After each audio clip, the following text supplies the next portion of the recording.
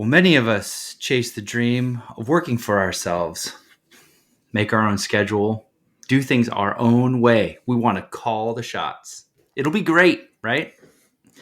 Until we realize this freedom comes with some fine print, which says, you will now worry about everything all the time and have to do just about everything yourself. But hey, freedom. Am I right?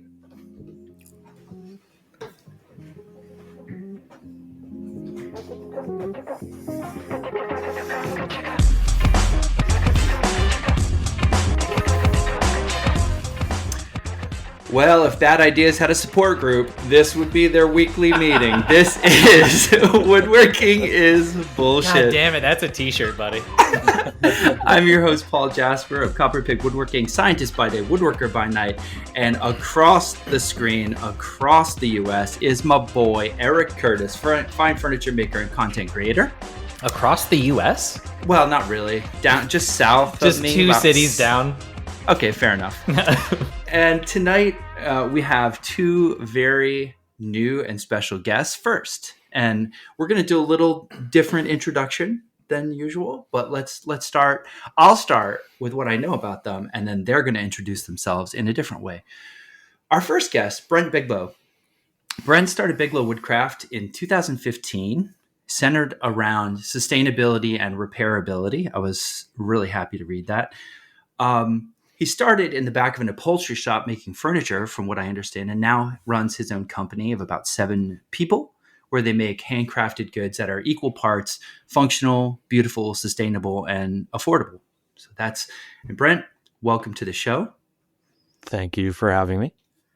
And in addition, we have Freddy Roman, one of my earliest woodworking influences, who brought me into the world of fine furniture and helped to show me, honestly, where the bar really is. He's one of my close personal friends. He lives near me.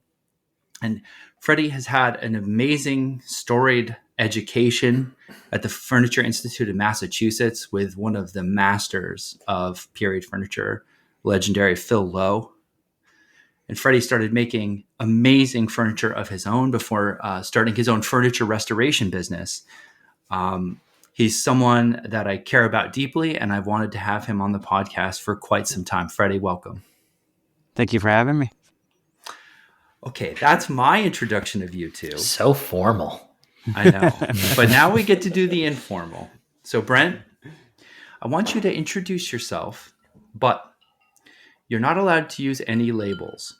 Oh, you can't. Brent, I hate it when he does this shit. Sorry. Okay. Sorry. Oh my God. You can't. I'm you trembling can't in my Eddie Bauer shirt. You can't talk about what you do for a job, and you can't talk about your ethnicity. That's what I always talk about. or anything that qualifies as a label. We want to know Okay. who you really, really are, sort of at your core person, and what you deeply care about in this life. Wow. Okay. I make things for people that have similar values to me, which are that most of the things that are made and bought today are really bad for people in the long term. And if we could go back to a different way of doing things that's a little more people focused and build businesses around that goal, is like bringing value into our homes via our purchases, and when that value isn't there, not making the purchase. I think that would be better. And so that's kind of what I want to do, is like sustainable materials are like actually excellent building materials. And for some reason we are hell-bent on squeezing every dime out of the process in injection molding some barbecue scraper that poisons us with flakes of metal in our burgers. So Does that answer your question? if I may interrupt you before he gets to ask you a second question, can Sure. you elaborate on, you said things that are bad for people. and you are trying to do the opposite of that. I'm wondering if you could elaborate on what you mean more specifically with that. I think it's about overconsumption. We buy so much crap and it ends up in a landfill in 6 to 40 months. And I don't think it gives people the satisfaction, the fulfillment that they are sold in the marketing of that product they bought. And it just, or like cell phones. Cell phones are just dividing us and taking our time away from us. They were sold as this tool that help us communicate and connect, and they kind of do the opposite now. And it only took 15 years, So what is it about the objects that you make that are fundamentally different from that? We're already diving in. Just fuck everything. Eric! We're already like Eric! Can you, Brent? Oh, yeah. No, I'm not going to let you bully me, Paul. Answer the damn question, Brent. Go for it. Okay, I'm going to answer it in a way that doesn't get a follow-up. Maybe, probably not. We make things that last a long time and are very upfront about what they're going to do for you and what values they bring. And they're made with wood. And they're made by people paid fair wages. And that's it.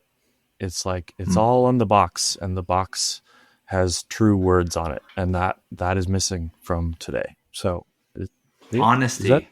Okay. Yeah. Okay. Yeah. I feel like, Brent, a big piece of who you described yourself to be is like there's an honesty piece about giving people what you say you're going to give them, and the materials being what you promise that they're going to be. So I loved your answer. Yeah. Freddy, how would you introduce yourself without labels? Oh boy. Without labels.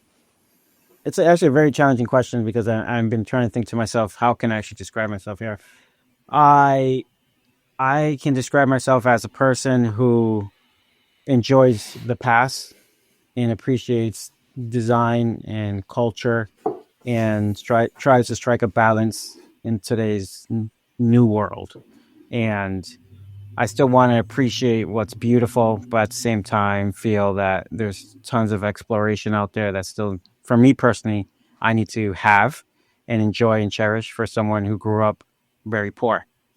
So I feel like understanding the past and trying to make something grand and beautiful from the past and trying to make it my own.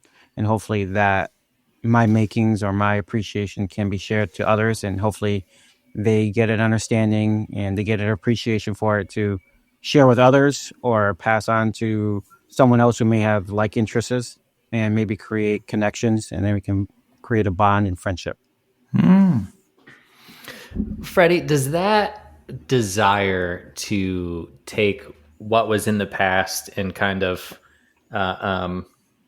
interpret it and put something based in the past, but hopefully is new and is Freddy, does that extend beyond furniture, or is that exclusive to your woodworking practice? That's a great question. At first, for many years, it was just furniture.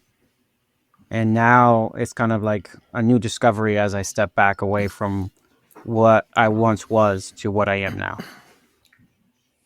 Wow. All right. Ooh. So evolving story, evolving answer, Freddy. Okay. So today's episode is about running your own business. Okay. And we have 3 examples with us today, Brent, Freddy, and Eric, who have all owned their own businesses and have done it 3 very different paths. And I think we'd like to, this whole episode began because I was watching Instagram and I saw Brent's reel about his business. I didn't know Brent.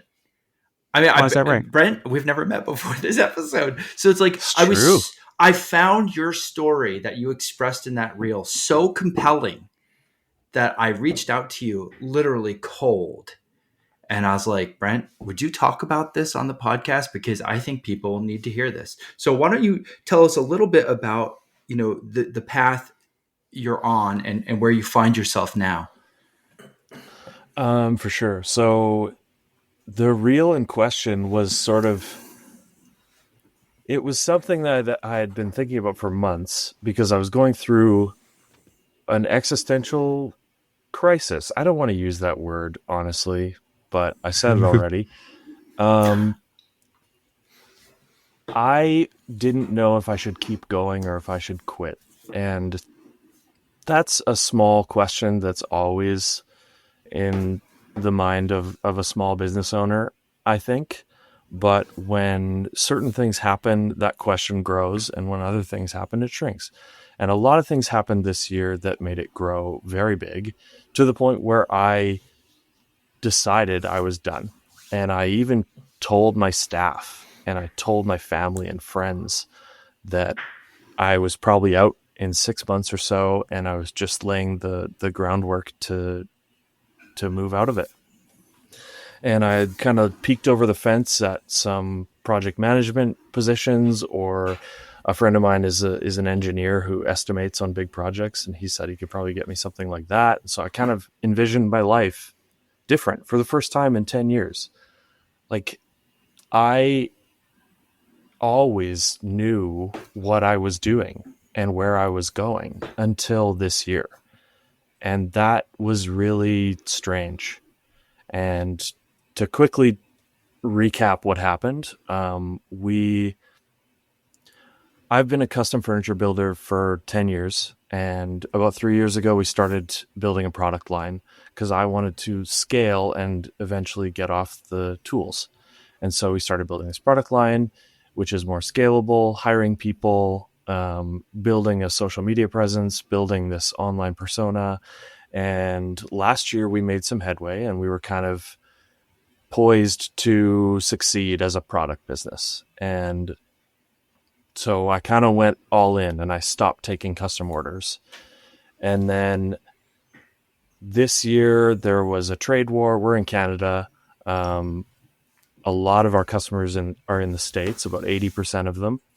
And as you all know, like the situation between the US and Canada this year has been weird. And that was very visible in our sales. And I had a very ambitious custom bed project that was sort of like the last of my custom projects. I already last year was kind of thinking, no, I'm done with this. But this one bed project was very enticing. It's a very cool project for me. And so I took it. And in the middle of building it is this trade war where suddenly our sales are slumping and we have all these shipping and logistics issues to sort out.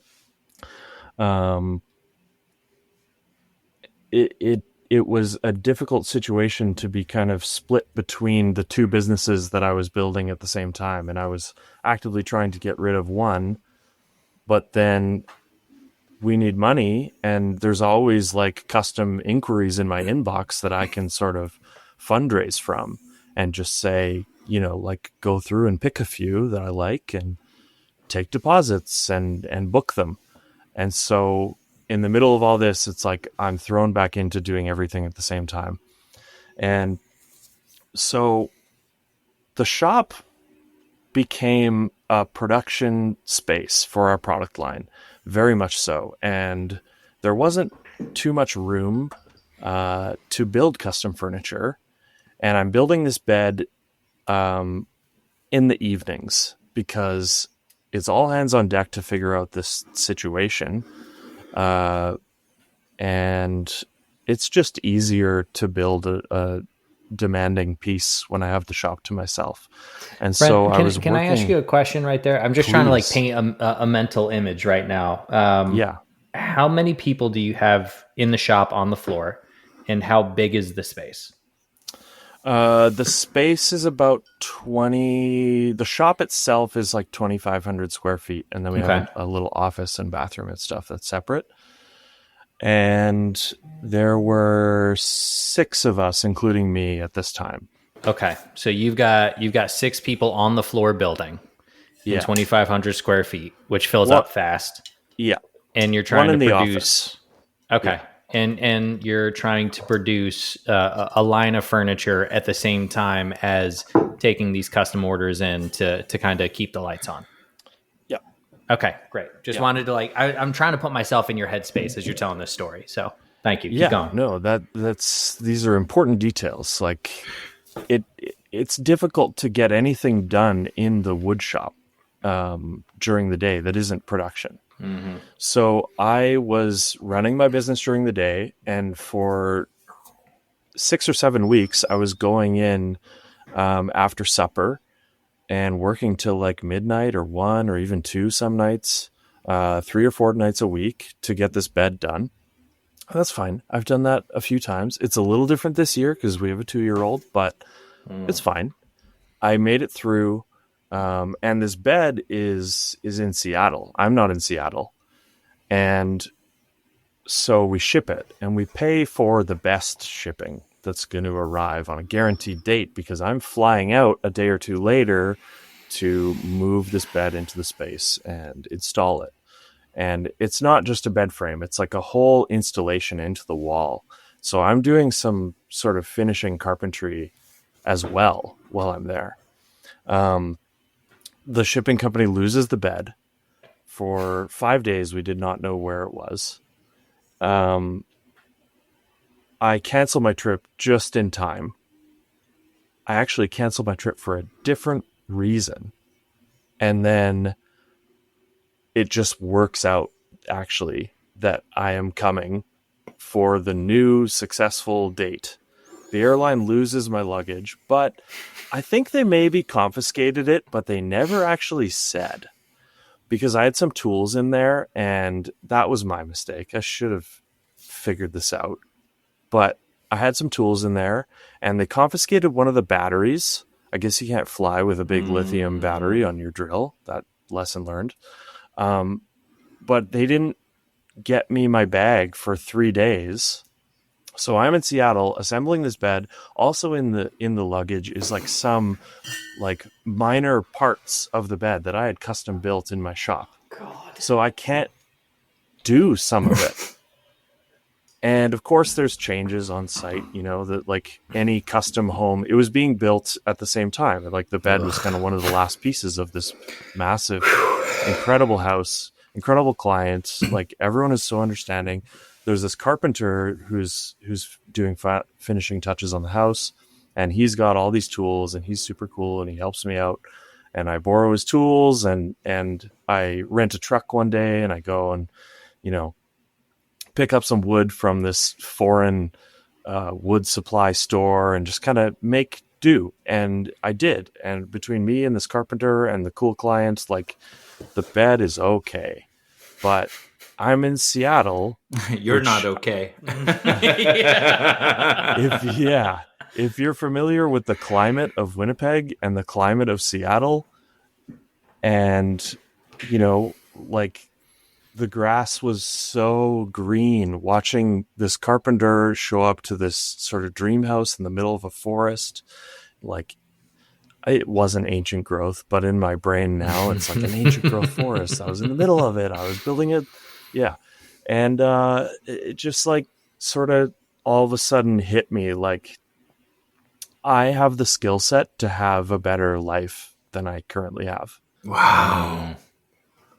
And I talked to some people that I know, one of which is a project manager on Vancouver Island, which is similar to Seattle, very close. And one of them an engineer in Winnipeg, and my dad, who's an engineer in Winnipeg. And it just felt like, I think I was riding one of the trains, and there's infrastructure. I love a good infrastructure, and I'm riding one of these very nice new Seattle tramways. I don't want to brush over that statement. That's a wild statement. I love a good infrastructure. I've never heard anyone say that. That's why. Yeah, that's what I'm saying. That's telling about who you are as a human being, brother. Carry on with your story. Yeah. I mean, the trains, they run efficiently. They got everybody going where they want to go. So, Brent, Yeah. Wait, is this moment where you were like, at this house, the grass is seemingly greener, I could have a better life? Was this what led to you making the announcement, I'm going to shut down? Or was this you had already decided I'm going to shut down? Like, what? How did those two things line up? I was sitting outside at this house in Seattle. Like, I had a really rough, call it 3 months leading up to this. And, you know, there's a lot of challenges doing what I'm doing already.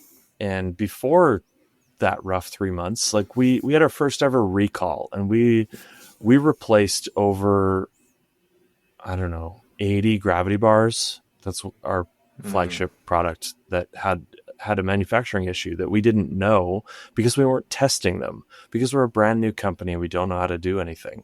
And so we weren't inserting paper into the gravity bars before shipping them. And then suddenly someone emailed us in like October of 2024. They were like, hey, my gravity bar doesn't work. It doesn't hold anything. So we instantly like tested everything on the floor, and some of them were not holding anything. It's like, oh my God. Shit. So it was like, stop the presses. And we figured out that when we switched from steel balls to glass balls to save a bit of money, I'm happy to admit, like, we're doing something hard and we need everything we can get. We very minimally tested like the new angle that is machined into the wood that the balls sit on, and we got good results. And so we just immediately switched and just went for it. And then a couple months later, we were in this situation. And so we solved it. We figured out our CNC machining process needed to be fixed up, and we needed to add testing. And so now we test every gravity bar. Okay. We're past it. But So it was a rough 3 months, you're saying? excuse me. Before that 3 months was this bad recall situation. Okay. And that was very expensive to replace and ship all of these gravity bars. And then it felt like, okay, this is the moment, like we figured this out. We weathered a storm. So this business is proven. So let's grow. I hired a media guy. I spent 2 months building a new website, another expensive endeavor. And then is the beginning of the rough 3 months. So it's kind of like the difficult moment this year was like the third storm to weather. And I didn't really realize that until I was in Seattle, sitting in this beautiful ancient growth forest, which was not ancient at all. So you're, again, paint me a picture here. So you're sitting in this forest looking out over this growth that's been around for 10,000 years. 10,000 plus. Easily. Easy. You're looking at the Methuselah tree. And That's a bristlecone pine on the top of a mountain. He most certainly wasn't looking at that. he was, hey, do not fuck this mental image up in my head, okay? He's having a spiritual moment. Yeah, sure. And this is the moment where you realize that you could have a better life, or you decide that you want a different life, because those are two different realizations.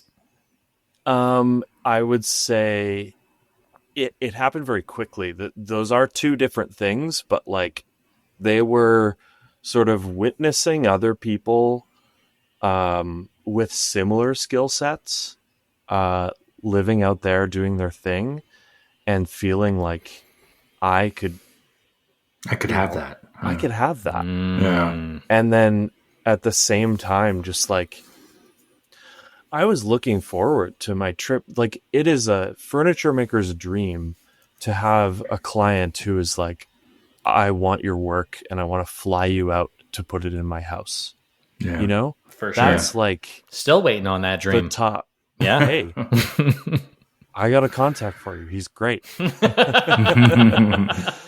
Well, yeah, like I was so looking forward to this, and it just came falling down so hard at the same time as I'm witnessing, like, in my opinion, similar people with similar skill sets. Just, okay.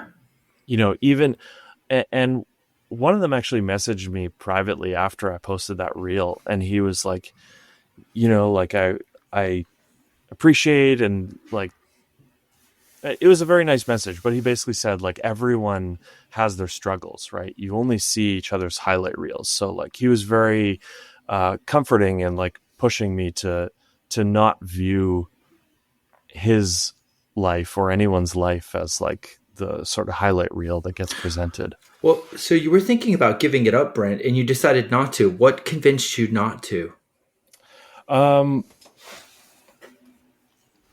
My accountant Tell me is the why. short answer. Yeah, tell me why. What did your accountant say that was so convincing?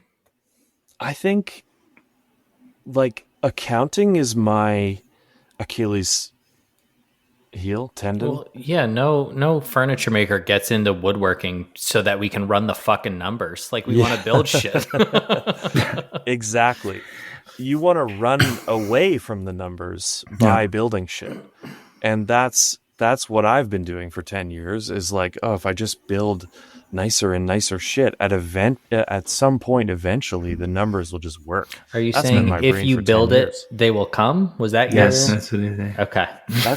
That was the only sentence I said for years. And now, yeah. So what did your accountant say? He sort of confirmed to me that like the books aren't so bad and you've done a majority of the hard work already to set up the foundation for a brand that produces excellent products and has a bunch of happy customers. Like, give it another year at least to just see if this foundational work pays off. And when was that? How long ago was that? That was end of August. Seattle is end of July. All right. So a year would be next August. Yeah. Did you decide a year is it? Or are you just like, okay, hold tight for now and we'll see? It's interesting. Like, part of the reason, so I set the meeting with the accountant because I wanted to learn how to close a corporation. But in that meeting, I was like, I think it takes me 6 months to like fulfill orders and like, you can't just walk out the door tomorrow. And so 6 months in my mind is kind of like 1 unit of business time. So he's kind of like, give it 2 units of business time. And I was like, okay, 2 units. Interesting. That's a good metric. That feels good. So. That feels right. Yeah. So can we, Paul? Yeah. I would love to leave this like cliffhanger for a moment of like where Brent is in this situation of he's really on the cusp of closing it down, because I want to hear I want to hear Freddy's tale, and I want to hear how he got to the conclusion that he got to, and compare and contrast like where Brent and Freddy were at when they were at that moment simultaneously. I love it. Okay, Freddy, talk to us, buddy. Tell us the story. Start at the beginning, and then when you get to the end, you can stop. What a great rule. Freddy. Freddy, you're muted, homeboy. We're going to figure this out. So how I got into my business was just pure luck. I was in between going to college and trying to think that I'm going to be a great architect, because I loved structure. I love architecture. I love buildings. Also, I wanted to be like Norm Abrams, I guess you can say, this old house, the guy who was able to not only kind of work with his hands, but also enjoy design. And then I go to college and they basically tell me that I can't do both, that I can't be an architect / builder. So I'm like, why not? And I decided to drop out of college when I knew more than my statistic math teacher. When I corrected his math problem in front of the class, and I said, you're wrong, and I'm right. And then I proved it, and then in front of the class, and then I basically said, I want to drop out of your class. Sign this paper. Then you mic dropped it. Yeah, I literally mic dropped it. Went to the office and left, and it was like, what do I do now? I was kind of like stuck, and I didn't know which side to go, where the fork would lead me in the road. And I happened to find Woodcraft in Connecticut, Manchester, Connecticut. And at the back of Woodcraft, there was a school now called the Connecticut Valley School of Woodworking, run by Bob Van Dyke. And then randomly on one of my woodworking, sales associate shifts, there happens to be a man called Phil Lowe in the back teaching his first class. Hold on. Pause real quick, because you just went from I was an architecture student to now I'm a sales associate at a Woodcraft. Yes. Okay, so you dropped out of school and you were like, fuck this architecture shit, dovetails all day, let's fucking go, I'm diving in. I honestly, I had no idea where it was leading me. I didn't know what my next step was. I just knew that woodworking was something I was interested in. And I just happened to be in luck that a person told me that, hey, there happens to be a woodworking store opening up in town.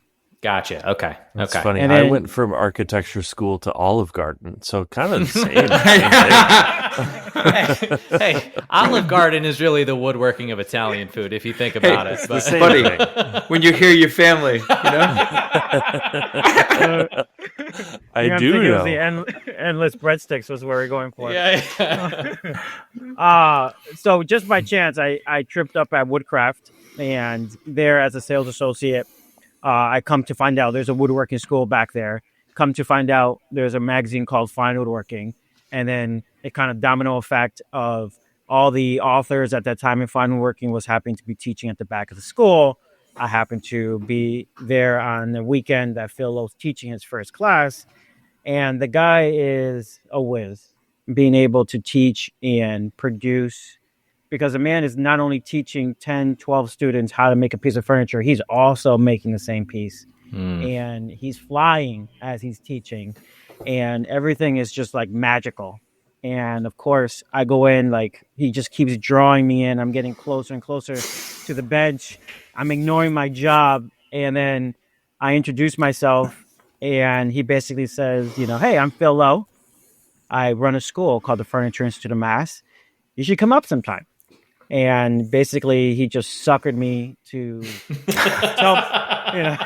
tell my mom, like, hey, I want to go visit Beverly. And she's like, where the hell is Beverly? This is a time of MapQuest, and you better follow every single step of the way.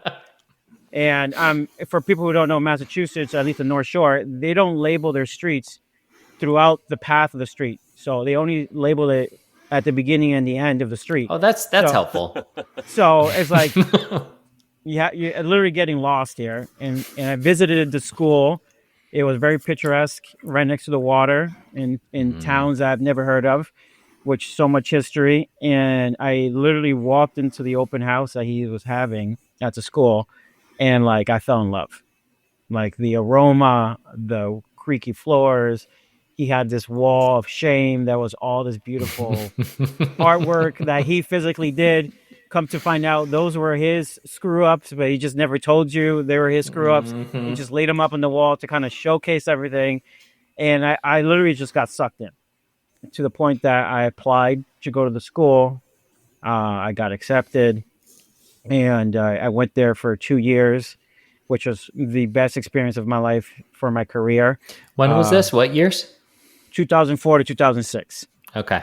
So I was like 22 to 24. I got accepted prior year, but I couldn't come up with enough funds because crazy me, I thought this was like a college. Like you have financial aid, or I can get a loan. There's no such thing. No such thing. So I worked 3 jobs just to go to school. And I went to school. I almost became homeless. I basically became the shop manager. I had a great idea of like, I'm going to be living out of my car and going to be sleeping in the shop when no one's around. I had a $10 membership to Platinum Fitness. I had a little kitchenette. That was like the big plan, to be able to save money while going to school 60 hours a week, working 40 hours a week at CVS as a shift supervisor. Oh my God, Freddy! Wow. I was blessed to have Phil realize that my passion and drive was there. I mean, I've been the most talented maker, but my passion and drive was there. And he again suckered me to agree of, you work for me, and half of what you make gets given back to me until your school is paid off. Which I thought, like, why not? I took advantage of that. That took over a year to pay off. But again, it was a great opportunity. And I stayed with him for a couple more years after that, working for him, doing restoration work, custom furniture work. And then foolishly, me decided to go off on my own, like, just open the door and see what the world has to offer. And again, I was lucky because I connected with another master called Will Neptune. And Will Neptune was willing to relocate his shop, and he wanted to share a shop with me because we connected really so well in assisting all his courses. And I basically moved everything I had and started from scratch, very green beyond, I always had Phil in my back pocket. I always had someone to ask a question. I always had someone there to now basically go figure it out. And next thing you know, you realize that they never taught you anything on how to run a business at school. Oh, Freddy. Oh, we've had this conversation before, Yeah. Paulie. So it was like, go get an accountant. No one told me about LLCs, corporations, sole proprietor, nothing like that. No one told me, how to price work or anything like that. Those are all big learning curves. The only curve that Phil taught me, besides the fundamentals, was like, if you're doing repair work, you never run out of work. And if you think about every joint as an hour, you can basically say, like, if at the time it was $20 an hour, which I was charging, it was like 2, 4, 6, 8, 10, 12. Yeah, $120. Is this okay? And some people would be like, yeah. And then you quickly realize, oh shit, they just they took advantage of me because they realized how difficult this glue up or repair was going to be. Because then you quickly realize it's not hard to stay busy. It's hard to make money and make a living. Ooh. Yeah. That is, that's fucking wisdom right there, Freddie. I don't want to glaze Freddy. over that one. Yeah, like that. I feel like goddamn preach, brother. That was a Jack fucking mic drop moment. Damn, praise Cthulhu. Keep going, brother.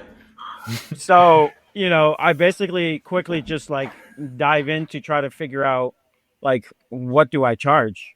You quickly start doing the math of well, I know how to balance a checkbook. I know how to budget to be able to understand what I'm going to be spending. So I'll try to do that math and figure it out. And every single time you get better and better. But unfortunately, every single time it's a new challenge. You've never done this before, so you kind of always screwing yourself, because even though you may pad it on, you always find something that needed more work. Or what you quickly realize, you go from a fully equipped shop, fully supplied, that now you have to buy all these supplies. And then you quickly realize that then it's difficult and very expensive to find all these things. But then, you go from hey, I'm going to be a furniture maker. I'm now restoring furniture, to an opportunity arose with a company in Connecticut. And I basically drove for about 2 years. I got a contract to fabricate pieces with this company for a museum in Manhattan, New York. And I basically was starting all over again. It took me 1 hour and 15 minutes at least each way to drive down there. They did not have a shop set up. I set up their shop. I brought all my tooling and knowledge that I had with me, and I made these amazing masterpieces that I am extremely proud of. But again, I basically said, thank you for your scraps. I'm making you money. And the experience I have was I had the opportunity, because in reality, there was no money made. But I took it as an opportunity of when in the world am I going to make these pieces ever again? And these are forever in an amazing museum in New York. And I can always, if I'm blessed to have a family, or I can share it for the next family members, but go visit my pieces. So there's something to be said about that. There's a lot to be said about that. So, Freddie, how long did the restoration business go before you started to see the writing on the wall that maybe there's a better path for me? Well, that was kind of the problem with my business. It was kind of like, okay, you got 2008, things are crashing. And there was an issue there with getting work. So you further expand of what you're capable of. So next you know, I am making molding, I'm making cabinetry, I am refinishing, I'm doing touch-up, I'm doing a carpentry work. Now I'm like framing walls, and so I can go ahead and add millwork to it. I'm working on historic doors, historic windows. Yeah, you were doing everything. I remember. Yeah. You were literally doing everything. Literally doing everything. Crazy enough for like, oh yeah, I can go ahead and mix the concrete here for this, whatever the hell it was at the time. I wasn't doing anything and everything. But with that came, well, I don't have the tools. Let me just buy the tools. And then it's just like, next you know, it's like you're doing like stone repair and wood repair, and you need all these framing guns, you need all these power tools that you really didn't need in a furniture world. And then you're just like, you go into the conservation world, then you have all these specialty finishes and specialty brushes and all this stuff, and you have all that. And then next you know, it's like you're matching old hardware. And then next you know, you become a hoarder of all items because you're doing so much that you quickly realize that you're drowning in your craft because I'm spreading myself so thin just to make a buck. And then you quickly realize that the numbers are getting bigger. So now it goes from like, 3,000, 5,000. Oh, you want to give me 100,000. Oh, you want to give me 240,000. But then next thing you know, it's like, you can't do any of the work by yourself. Mm-hmm. So now it's like, I got to hire people. And then it's like, you have all these like potential. And then you quickly realize that no one enjoys restoration work. Like it's not furniture making. It's not carpentry. There's no quick return. It's extremely detailed from the minute you get into the last 40 hours is all detail. You have to be super focused. You can really fuck things up. And then I quickly realized like didn't matter where they were from. North Bennett, guys who were working in the field, the age range didn't matter. It was just like, it was easy to find a carpenter to frame. It was hard to find someone give me a type miter that, caulk it and fill it. You caulk it and fill it. No one will see it for miles. So it's like the mentality they had. And I'm just like, even the cats out of North Bennett, huh?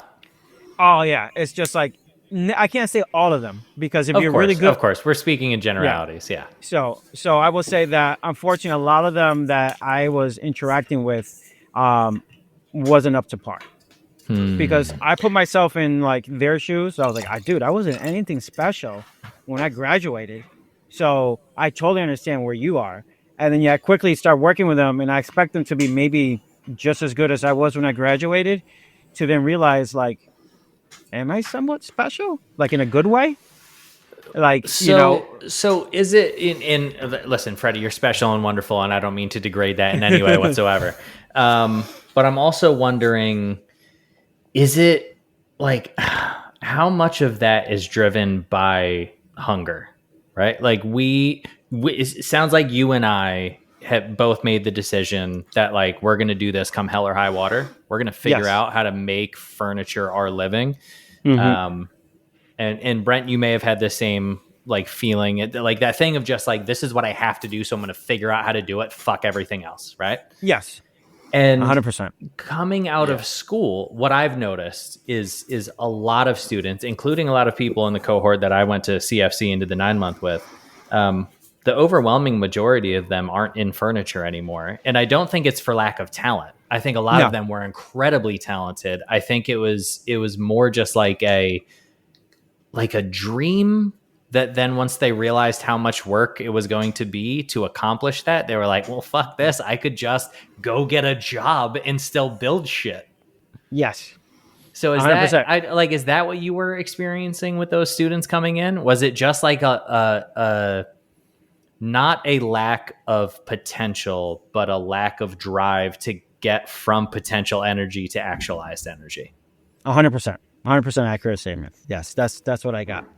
And I hit another roadblock when I read an article by Christian Bexford in Woodwork magazine. Which, if you know Christian Bexford, he's just like the Shaker King. He was been producing furniture longer than I have lived, and somehow made it all work.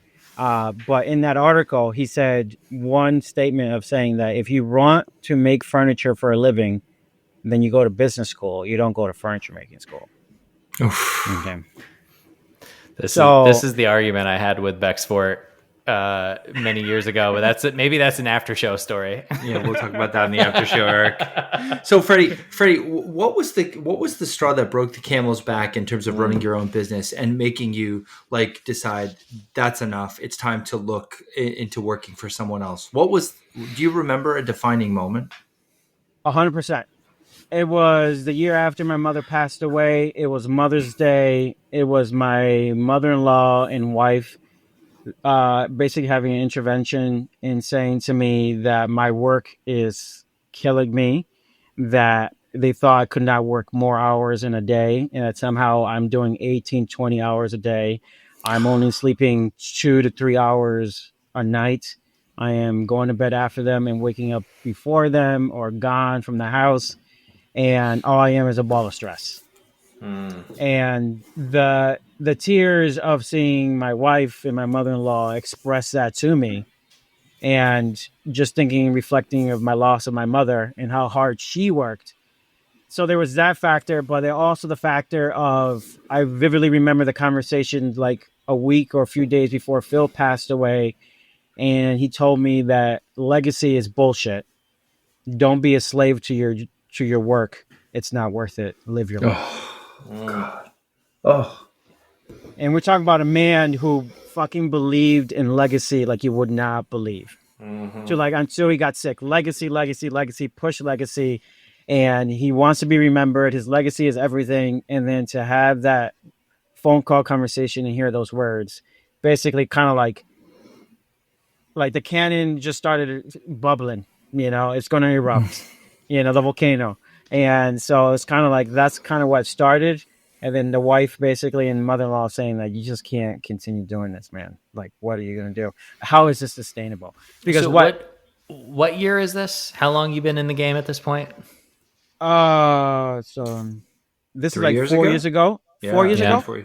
Yeah. I remember this. Yeah. Yeah. I remember when Phil passed away, but so it was shortly thereafter. Yeah, shortly thereafter. Yeah. Okay. Literally that year. Okay. My mother passed away in December. Phil passed away in January. I'm having this conversation in May. So we're talking. You've been chasing the dream for at this point, 15 years or so, and you've been self-employed now for a decade. Yeah, easily. Yeah. Okay. So self-employed for a decade and then trying to come to terms with whether or not you're going to carry on with the business seems to be a theme of the episode. Just pointing that out. It's fine. Mm-hmm. Yeah. Eric, you used the word chasing, right?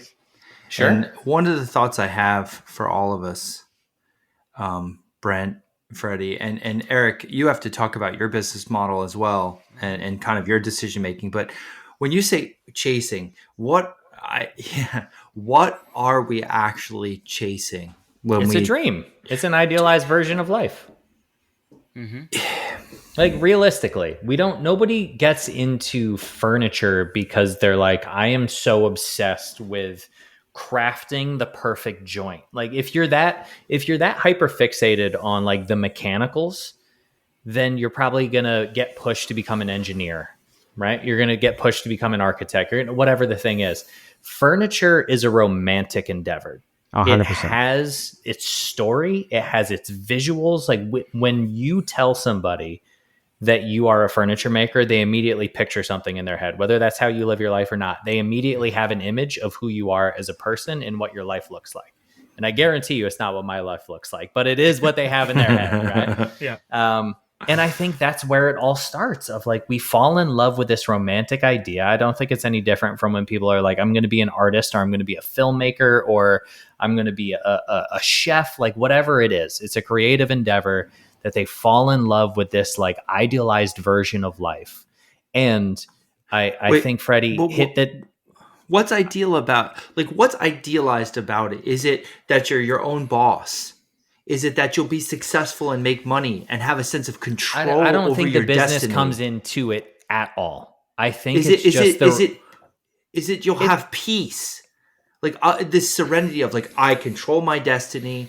I'm gonna have I can do this. I'm gonna make a successful business. All right. I don't want to speak for everybody, and I think Brent and Freddy should both answer that question. Do it anyway. That's good advice. Fucking do it. Just do it. I think for me, like, it had nothing to do with the business. It wasn't like I want to be my own boss. Like, I'm perfectly content being the second man in charge and like letting somebody else take the heat for when shit gets fucked. Right? Mm-hmm. That's fine by me. It was like, it's this idea maybe of autonomy. Maybe it's deeply wrapped up in like the kind of the American dream, rugged individualism of America. It's that, but it's also like this thing of furniture is this perfect intersection of artistic creative expression and simple borderline machismo. Like, I build shit for a living, you know. 100%. Like you can be an artist and a man's man simultaneously, and that's not to gender the thing specifically, right? Because I think it does speak to a sense of ego and a sense of self. For sure. But I think it also happens the other way around, where like, if and I'm not a woman, so I don't want to speak to any females' experiences out there, but I think many of the woodworkers that I know who are women exist in the space of like, they fall in love with the same idea of like, if I can build an object, I can build my life. But then they also have the same fuck you attitude that many of us do, of like, well, if somebody told me I can't do it because I'm a woman, then fuck you, I'm going to do it to prove to you that I can. Yes. You know? Okay. So, but none of those things have anything to do with running a business. And I think Freddy nailed it earlier when he was like, you can learn how to cut dovetails till the fucking cows come home. Nobody's going to teach you how to run a business. That's the hard part of it. I think woodworking just inherently attracts people who like to learn things, because you have to learn so many things and so many aspects just to make the simplest chair.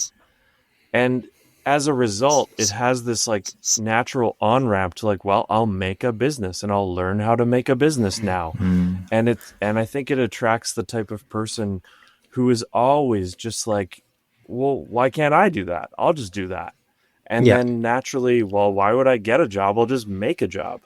Rugged individualism, baby. 10 years into it, you're like, oh my God, I'm actually really bad at that. Whoops. But it's also a really interesting, like, there's a level of arrogance there to be like, well, if I can make a chair, I can build a corporation. Like, the logical leap is pretty wild, but we do it. You know, there is something about like, and this is where the chasing of the dream comes in. We do this all the time, and it's not just in woodworking, but this thing of like, I am happy in this moment doing a thing. And if I could just do that thing all the time, then I would always be happy. Right. It's the same thing of like, people are like, you know, my vacation is ending tomorrow and I'm mad because it's not going to last forever. It's like, if you were on vacation for the rest of your life, you would be bored by Tuesday. You would be fucking miserable. And you know how I know that? Because all of the richest people are fucking miserable assholes and they don't have to do fuck all. Well, Eric, the thing you said is that I love doing this thing. So if I could do that for my life, then I would be happy. But the thing is, once you start the business, you're so quickly taken away from doing the thing you love. The better you are at business, the faster you're removed from the craft. 100%. Yes, that is true. That's 100% true. And by the way, that's true in many disciplines. The better you are at the bench in science, like doing experiments, the quicker you have your own lab, the faster you are taken off the bench to write the grants and speak at the conferences. You are not doing experiments. This is true across disciplines. Yeah. And I think that's one of the great ironies of our system is like, if you're really great at a thing, we typically take you out of that thing to teach other people how to be great at the thing, when a lot of those people are dog shit teachers, you know. 100%. It's 100%. A real interesting or thing. managers. or poor managers, bad at people, like whatever their thing is, they can be hyper fixated on the thing that they're good at.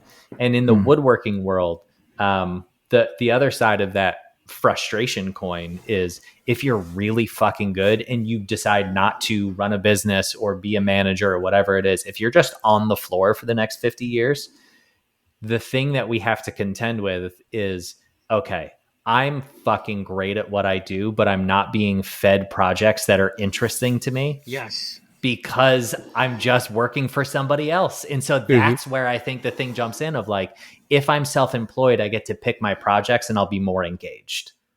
But that's exactly it. Do you? I don't think for me, it wasn't. I went from wanting to be making furniture to now it's like, if I want to make furniture, I got to accept this ugly, rustic dining table. I remember that one. Freddie, I remember that one. I'll never forget it. It was so ugly. It was so ugly. It was hideous. Yeah. But what was the paycheck? Like, it paid the bills, right? It paid the bills. Exactly. Eric, exactly. It was like Empire period threw up all over a farmhouse table. What? Yes, it was so bad. Empire furniture style? Sure. Yeah, it just vomited all over a farmhouse table, and that's what the customer wanted. I love everything about this. It sounds like a perfect object. I remember this table vividly, not in a good way. It was a table that I was embarrassed to not even sign. I told him I signed it, but I did not sign it because it was that, like, I don't want to be known for that type of work. Sure. We've all been there. We've all made those pieces, man. Because at the end of the day, like, you got bills to pay. The crazy part is when I first started all this, all the famous furniture makers, Garrett Hack, Mario Rodriguez, Gary Knox Bennett, Gary Rogowski, the yada, yada, yada. Every single one of them, they said, what are you going to do next? I said, I'm thinking of going to furniture making school and starting my own business. Every single one of them said, don't do it. Okay. That should have been a sign to have been like, oh shit, maybe I should just go woodworking school and keep this as a hobby.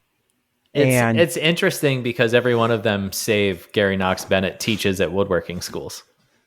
Yes. They're teaching. They're teaching because they can't make a full-time living without the teaching. Yeah, exactly. So this brings up like a bigger, like if we zoom out from what we're talking about, 10,000 feet up, it's like, it's freedom. Like, what does freedom actually mean to you? Will you get freedom as part of owning your own business? How much freedom, Brent, do you have as part of running your own business? And I'm not biasing that question. I'm not saying like, oh, you don't have any. I'm not implying that. Truly, no, you can imply it because it's true. No, but in a neutral way. No. In a neutral way, like running your own business, Brent, Freddy, like how much freedom do you feel like you have? No, I'll give you the real answer. I certainly feel freedom. Like, I get to design. I get to go in when I want. I get the odd day off if I want. I get to decide a lot of things about my life. But what bums me out is how little control you have over when your brain will just get hit with everything. And that could be in the middle of something where you wish you were more free. Like, are you ever free to be free in the moments you're supposed to be free? You never actually know. It's just... Hey, Brent, I know we've only known each other for an hour, buddy. That's not a business problem. Yeah, that's fair. That's just who we are as people. Yeah. Yeah, that's a fair point. I mean, I think when you own a business, you think all your problems are unique to your situation, right? And you're constantly, like, you're bombarded with everyone around you doing regular jobs and thinking that it's different. And it's probably not really that different. I think when you reach a certain height in most careers, you get the level of freedom that I'm describing. But I don't know if that's true. I don't know that if the more success you attain, the more freedom you get. I think some people are capable of seeing the success they have as it's there. But I think more often the more success you have, the more bound you become to sustain success. The golden handcuffs, so to speak. Yeah. And that's a really hard thing to navigate of like, I see this all the time in the content world of people being like, they have super successful channels, Instagram pages, whatever it is. And they're like, I lost 100 followers, last month. And I'm like, bitch, you have 789,000 followers. What the fuck does 100 mean? But it's constantly the thing of like, well, maybe this is the end. Maybe this is where it all turns to shit. And it's that anxiety of that I don't even know. It's not, I guess it's locked to growth mindset. But it's that thing of like, okay, you have built a business, you have employees, you have a mission statement, like ethically, you know what you want your business to be. And that it exists. Now you have employees and I don't, so I don't want to draw a one-to-one comparison, but that it exists and those people are able to pay their bills with the salary you pay them and you're making objects that are repairable and sustainable. Like that's it, man. Like you did it. You built the fucking thing already. You're living the dream. Yep. Yeah. I mean, that's what everybody tells me. But it doesn't feel that way. Wait. Yes, Brent. Why did you say it like that? That implies it doesn't feel like that. Can you explain? Yeah, of course. I mean, the thing that I've been wrestling with this year is like, who am I doing this for? Am I doing it for my employees? Am I doing it for my fans, my family, my friends? Because when I started talking about quitting, I got mostly pushback. Not like, oh, you got to keep, but honest, like, what? Really? Like, you're doing it, man. Like, you're doing the thing. I have a very public, persona that I play a character on Instagram and make things seem like they're really good because that's good for business. And I do enjoy that. It's not fake. It's just like, it's one sort of slice of my life that I show to people. And so when I started talking about quitting, like everyone who sees that slice is like, you're making a mistake. And they don't see the full pie, which is that it consumes me. I'm not making as much money as I would like to. I have ambitions for my family and for myself. And if I'm working really long hours, taking on the stresses and the pressures of all this all the time and not being compensated enough to move forward in life, then who am I doing it for? And growing it is the only option. And that has its own sets of problems. Like if I have 3 more employees, I've been learning pretty fast that managing people is, it's a running joke. Anyone who manages people knows it's awful. And like, I have really good people. So if it's already difficult, like scale is not, and then people, I don't know. Can I clarify something? Sure. I want to say, like, I did say you're doing it, right? I did put it in the present tense, but hearing what you responded with, I think what I should have said is you did it. Like it is done and you accomplished the thing that you wanted to do. And if you choose to walk away because it's not financially, emotionally, spiritually sustainable, that's a valid option. What I was trying to point out is like, you've got a shitty decision in front of you, right? Like you have to decide whether or not you want to continue your business. And that's hard, especially because you have employees, but don't overlook the fact that like you had an idea and you did the thing. Like you built the fucking thing. It's there. It exists already with or without you. Freddy? So I heard multiple people say this in podcasts and in business like lectures. He says, once you have made it, can your business be sustainable when you're not there for 2 to 3 months? That's like where your next tier is. Like you're being able to produce, you have people lined up, everything's going well, you have a product lined, you have orders. Now, can you go to France for 2 to 3 months and no touch base and see, is your business, because if say you get sick, can your business run without you? And that's the next big test. Right.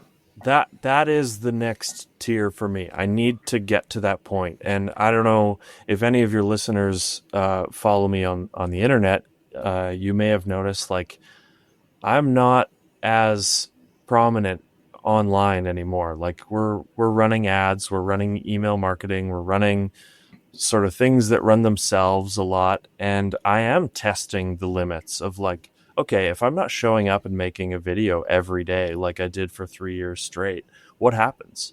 And so that's kind of one part of it. And that is working. Like, there are things about this business that need less and less of me.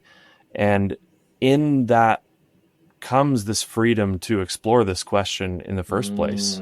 So, it's kind of nice to not make a tall video every single day. And I'm enjoying that. And like, I'm finding more love in the business because I'm finding that a lot of the things I've built do kind of work without me. So yeah, I don't really have an answer right now for if this is going or not. And I know no one specifically asked that, but I am starting to find more love in the business. So that's nice. So, Brent, given that you accept Eric's point that you did the thing you set out to do, all right? Would walking away from it feel to you like failure? God damn, punch him in the nuts, would you? Yes. Christ. And, like Eric said what my mom said, which is, you can wear that if you want, Eric. I will. You didn't fail. You did the thing. Like, it wouldn't be a failure to walk away. That was her whole point. And, like, I hear that, but, like, this is me. This is the only me that I've ever been, is the guy who runs Biglow Woodcraft. And walking away is, like, as much as I hate to admit it, it's like I have to reinvent myself. And this is your baby skill set. Yeah. I have a skill set that I can bring somewhere else, and I can be a different person, and maybe to the outside looking in, that seems like no big deal. But to me, like, I don't know what that looks like, and it's scary, and I don't know if I want to do it. I love a lot of what I've built, and it would feel like closing up shop is giving up on that, even if it has already had some accomplishments. Now, Freddy, you did close up. Yeah. Did that feel like failure to you? Oh, 150% failure. 100% so encouraging. What encouraging words. For me, it felt that way because this was my passion. This was what at the time, I was not realizing that life was more important than my work. At the time, work was everything. I picked it even before my own wife and family, which was not a good thing. And that was a hard lesson for me. But I felt that for sure it was failure. It literally took 3 or 4 months before I started, after the hard conversation on Mother's Day and saying, yes, I need to search for a change or make a change. It still took 3 or 4 months. And I felt like, no, I can come out of this. I can do this. And I cried over it. I was angry about it. I was, totally sad and confused and didn't know what my next move would be. I didn't want to reinvent myself. But at the same time, I'm like looking at how much money I spent just in rent, for example. My last year was what? With insurances and 2 shops, I'm paying over $36,000 a year. So I'm just chasing that horse, chasing that carrot, and I'm never getting it. So I'm doing all this extra work for what? How much more am I getting in my pocket? Not really. I'm not getting anything. And can my job, my work, or my business be sustainable without me? The answer was, I figured it out. It was like 150%. It cannot be, because no one knew how to price the work. No one knew where the tools were. No one knew how to produce it the way it needs to be produced. there was a lot of limitations that people didn't realize that involved knowledge or ability. So when it came time to make the decision, even then I was like starting off 3 days a week, transitioning slowly and still doing 3 days a week in my own business because I didn't want to let go. And how it was extremely difficult. And I feel that I still have that internal battle once in a while of like, did I make that right decision? Like, well, Freddy, you've had a real sort of philosophical awakening over the past few years. I know you well, and we talk about it all the time. So you've obviously, like, your feelings about your decision and where you are in life has actually gotten, I think, better with time. 100%. Yes. Why? Like, you leave the thing, it feels like failure. You're like, God damn, fuck, right? And you left the thing. But yet somehow that felt also like the right thing to do. Can you explain what your new thoughts are about why that was good for you? So that leads back to freedom. Everyone thought that flexibility, freedom, obviously it's your own personal choice. I was constantly reminded of like, you say you run your own business because your schedule's flexible, but it's actually not flexible. And I was working more and I had 6 days a week. And the ongoing joke was like, I just work half days. And if some people think, oh, you work 4 hours a day, that's successful business. And it's like, no, I actually work at least 12 hours a day behind the bench. And I quickly realized that I didn't have a life. So what basically helped me was I realized I had full weekends off. That after 8 hours, I can just flick the light switch, turn the lock, and I'm done. God, that's so valuable. Walk away. There's no overtime needed. There's no communications needed. I took holidays off. I have the company that I'm with now takes a 4th of July week off. The company's shut down. Relax. Christmas vacation from the 23rd to the 2nd, you're off, paid. It's mandatory. Relax. Enjoy yourself. Enjoy family. And once you get that into your life, you quickly realize that there's so many things I did wrong and I have so much more freedom now. And then interacting with people like yourself and some of our other friends who are very talented and they're making what they want to make on their time schedule. You're not sacrificing design. You're not making an ugly, farm table. You're making what you love. And even if you're going to keep it for yourself, you're not going to make any money. It's something that you love to be surrounded with and that you can cherish and hopefully pass on. So there's something to be said about being able to do something you love, even if it's not full time. Because I became burnt out. But what I quickly realized is I wasn't burnt out on the furniture, which I thought I was. I was more burnt out of business and dealing with people. Oh, so that brings up a question. Do you find yourself now, a couple of years removed, being in a full-time position? Do you find yourself back in the shop in the evenings? Do you find yourself back with that like lust to make an interesting or engaging object? 100%. No, I don't have the shop yet because I'm renovating my house. But the passion, the gathering of the tools, the drawing has come back. The interest in federal furniture and inlay and veneer, which is my love and my passion, has come back, which it disappeared. It was gone. Yeah. Like I was like, I fucking hate this shit. And now it's just like, now it's like, I love it again. Like I love my tools. I cherish my tool chest. I cherish my hand planes like I used to. I became one with the tools. And then you quickly realize like, fuck, I got way too much shit, also. And then you kind of realize that you just need to go back to your roots and focus on what you really love. I love that. Freddy, I've seen that through you. This is all true. I've watched this transformation. Eric, the one thing we haven't touched on today is how you run your business. Yeah, and you for sure. are another example in this conversation. Sorry, I'm still distracted by like the human arc that Freddy just painted of like you spend all of your time, you spend all of your energy and your youth building and accumulating and growing. And then at some point, wisdom and age and experience happens and you then spend the energy to rid yourself of the burden of so many of those things. And like, it's, there's a whole fucking movie in there. Anyway, like that is the arc of a human life, right? Of like you get to the end of it and you go, all I need is like a hot cup of coffee in the morning and like someone who loves me to have a conversation with, and like that's it. Mm-hmm. Like fuck everything else.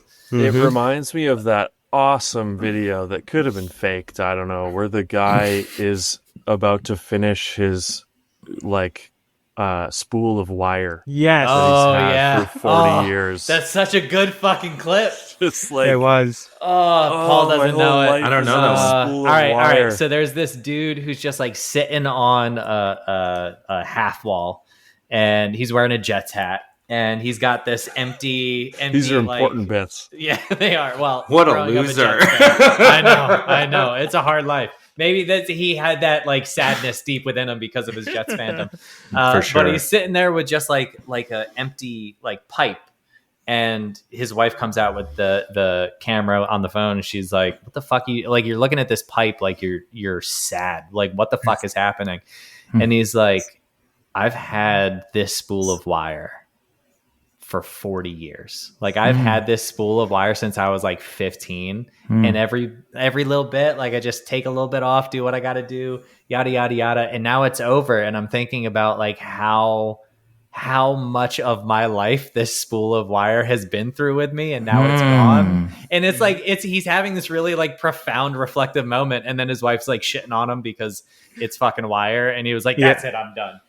And then the internet's like, this is why men don't talk about emotions. Wow. Yep. But it really is that thing of just like all this dude needed is like some wire and a thing to do, you know? That's it.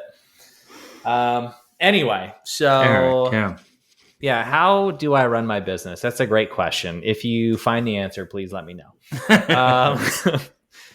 No, I fell in love with woodworking sometime, I don't know, 2006, 2007, somewhere in that range, and decided I wanted to be a furniture maker. And I won't give the whole backstory, but effectively I ended up at the Center for Furniture Craftsmanship doing the 9-month program in 2012.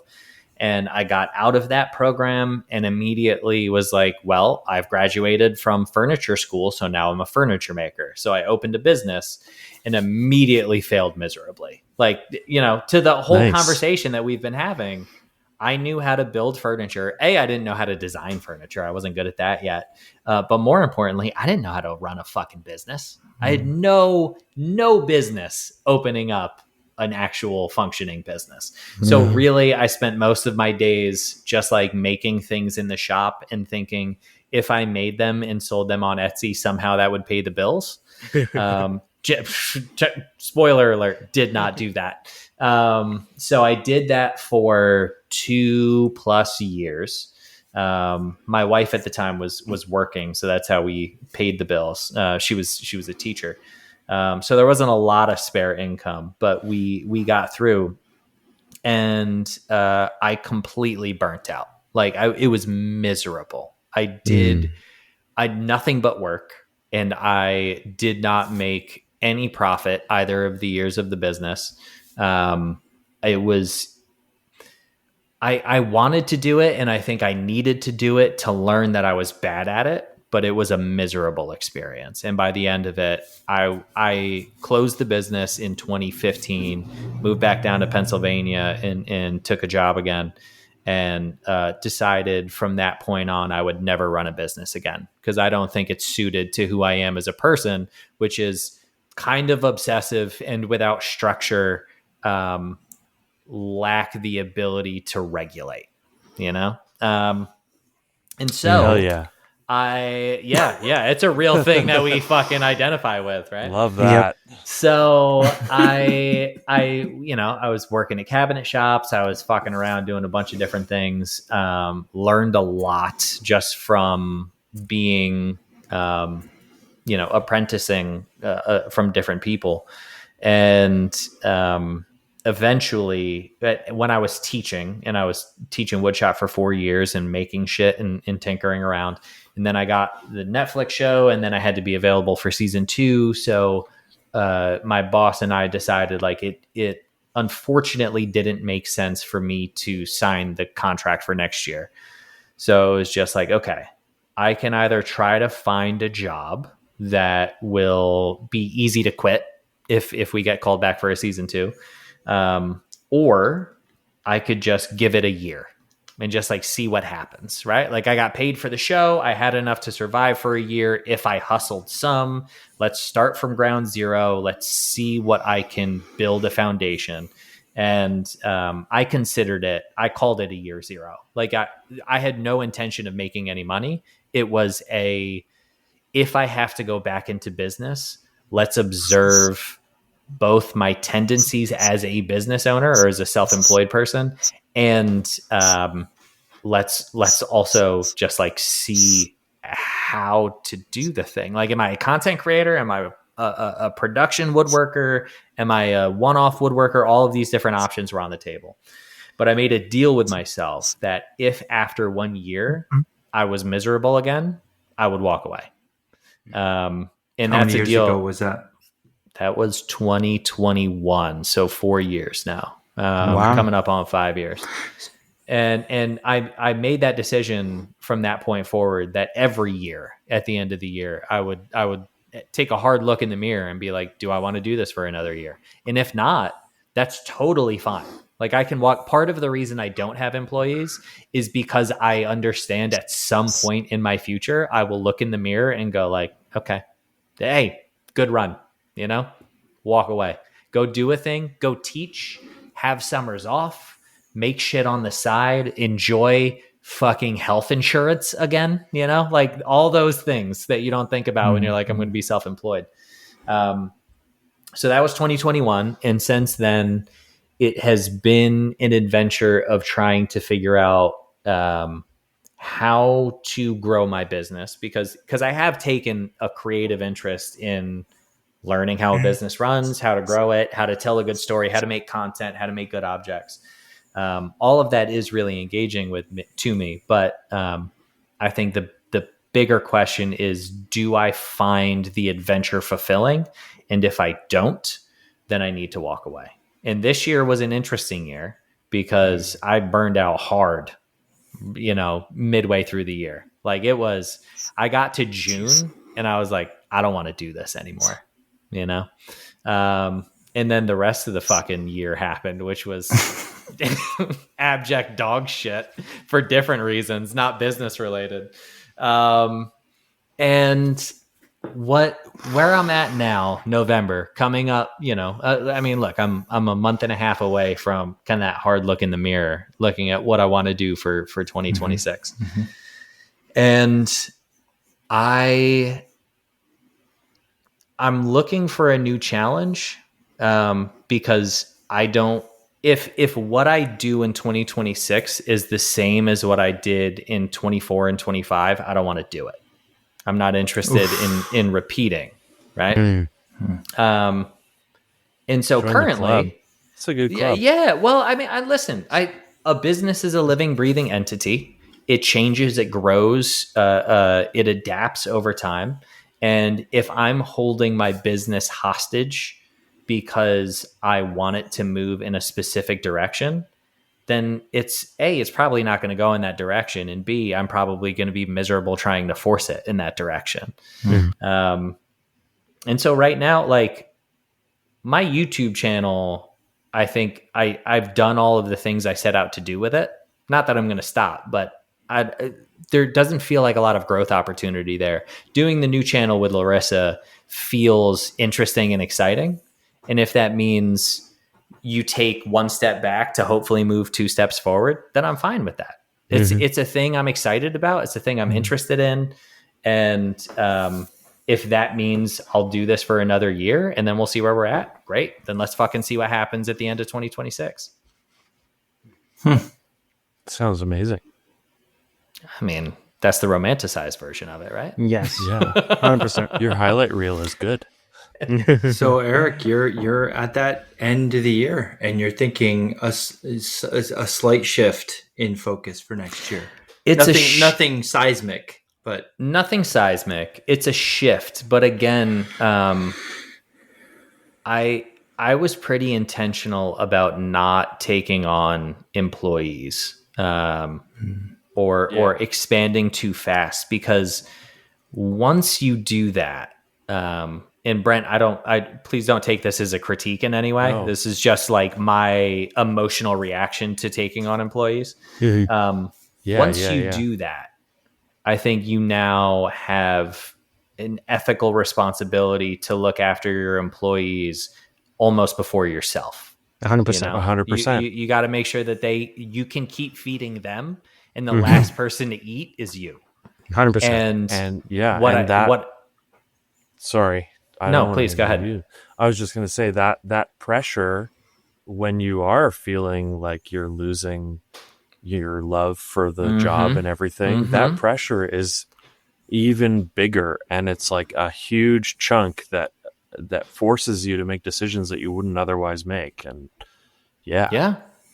Well, I mean, listen, I don't have children, but I imagine like my life as a dude who can kind of get up whenever the fuck I want and like go into the shop and dick around for a few hours, and then like I'm like, it's 4 p.m. I would rather drink a beer than keep cutting dovetails. So I go do that. That's different when you have a 2-year-old at home and you're like, I have to be responsible. I got to pay the bills. I got to get home. I got to make sure this fucker is fed and asleep.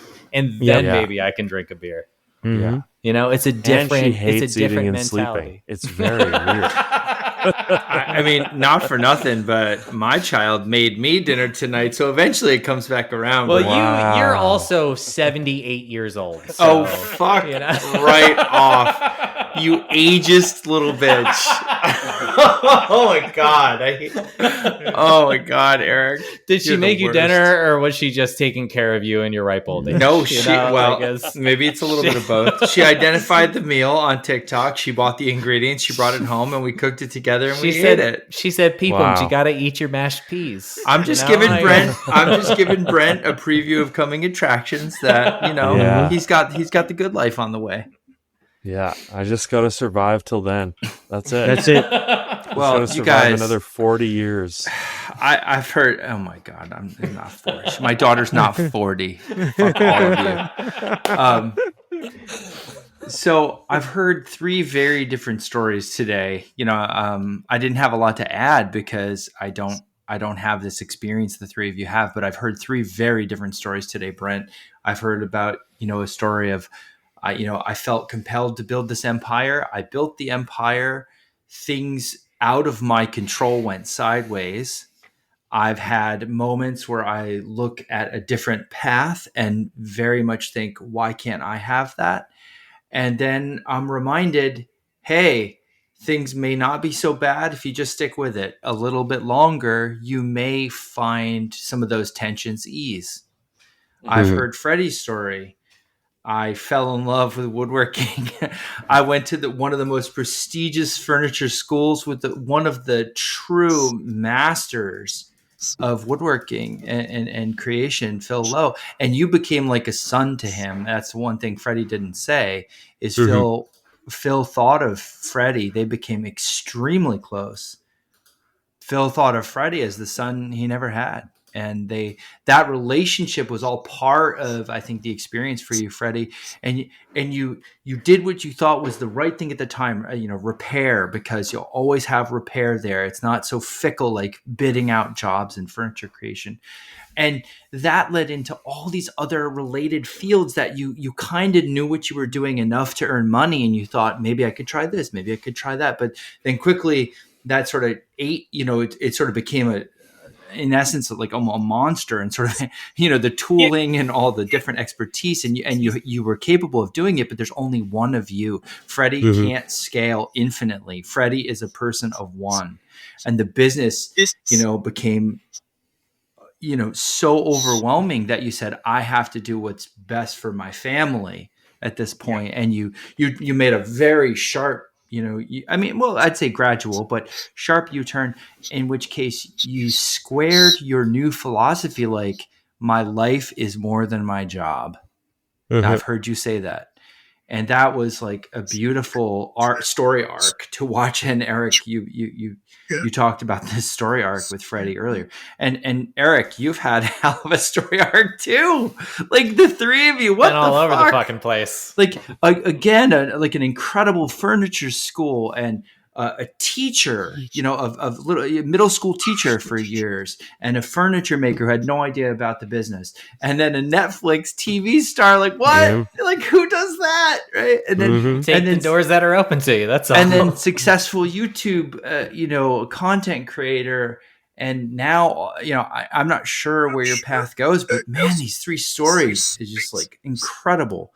And so I appreciate the three of you being so honest and open. And I guess from my point of view, watching these stories, what the questions that come to mind, and I think I would ask the listenership, if you're on a path to consider doing this, what are you chasing?